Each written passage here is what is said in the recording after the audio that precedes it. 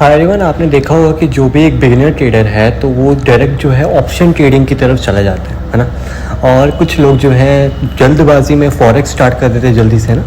तो देखिए सही तरीका क्या है अगर आप बिगिनर है बिल्कुल है ना। और ऐसे कौन कौन से स्टेप बाय स्टेप आपको कौन कौन से सेगमेंट में अपनी ट्रेडिंग का करियर जो है स्टार्ट करना चाहिए, ठीक है। तो पहला सेगमेंट आता है डिलीवरी ट्रेडिंग, है ना। देखिए डिलीवरी का मतलब होता है जब आप स्टॉक को ऑन कर लेते हैं और जब मर्जी चाहे तो उसे बेच सकते हैं जब भी आपको प्रॉफिट दे रहा हो, है ना।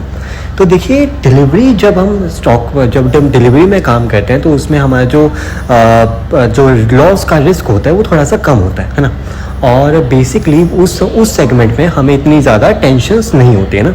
अगर आप डायरेक्टली इतनी ज़्यादा option trading, it's very the basically hyper market है ना। वहाँ पे अचानक से 2 पल में आपको प्रॉफिट दिख रहा होगा और अचानक से आपको लॉस दिख रहा होगा ना। तो बेसिकली आपको हमेशा ध्यान में रखना है कि धीरे धीरे चीज़ें स्टार्ट करें, जल्दी से ऑप्शन ट्रेडिंग की तरफ। तो अभी आपको ये पता लगा कि जो स्टार्टिंग करनी चाहिए हमें अपनी ट्रेडिंग करियर की वो डिलीवरी टाइप ऑफ ट्रेडिंग से डिलीवरी सेगमेंट में करनी चाहिए। फिर उसके बाद हम धीरे धीरे जो है इंट्राडे की तरफ बढ़ सकते हैं। Intraday it's a type of trading जब हम जो है एक दिन में उस स्टॉक को खरीदते हैं उसी दिन हमें बेचना पड़ता है, ठीक है। It is the rule of the intraday trading. तो इसमें क्या होता है, हमारा जो साइकोलॉजिकल प्रेशर है वो हमें फर्स्ट टाइम हिट करता है और हमारे मन में काफ़ी सारे विचार आते हैं जो कि हमारे प्रॉफिट या लॉस होने में हमारी क्या करते हैं, योगदान देते हैं ना।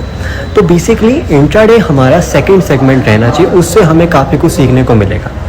फिर अगर आपको ज़रूरत पड़े तो तब हमें फॉरेक्स की तरफ फॉरेक्स या फिर ऑप्शन ट्रेडिंग की तरफ जाना चाहिए अगर आपको ज़रूरत पड़े तो।